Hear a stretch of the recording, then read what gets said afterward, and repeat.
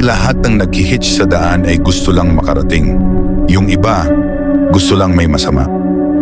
Palaging sinasabi ni Lolo Andres sa amin, "Anak, wag kayong magsasakay ng taong hindi nyo kilala. Kahit babae pa yan, matanda, bata lalo na kung gabi. Kahit mukhang kawawa pa." Akala namin, simpleng paalala lang yon. Hanggang sa minsang uminom si Lolo at napilit naming magsalita. "Di ba ang sabi nyo kayo lang ang nakaligtas noon?" Tanong ko.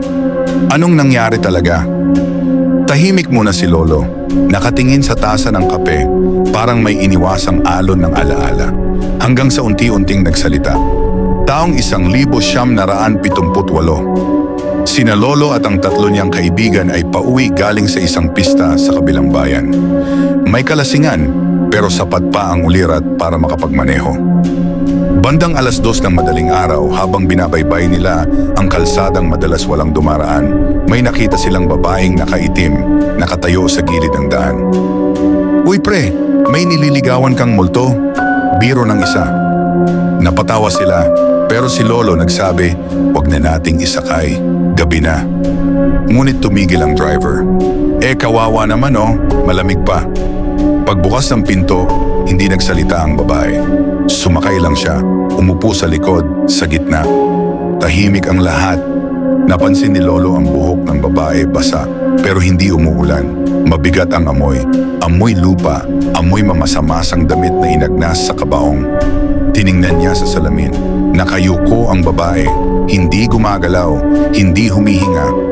"Miss, saan po kayo ibababa?" tanong ng driver. Tahimik. "Miss?" Tumingin si Lolo sa rearview mirror at doon niya nakita. Hindi lang isa ang mukha ng babae, parang may isa pang mukha sa ilalim ng buhok, mukhang sunog.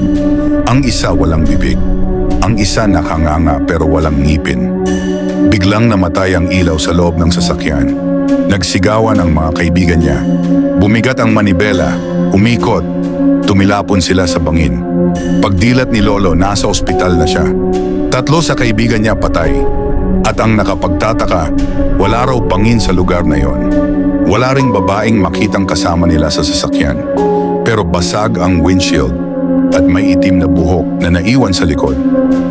Walang may gustong magsalita pa. Pero mula noon, si Lolo hindi na muling nagsakay ng kahit sinong hindi niya kilala.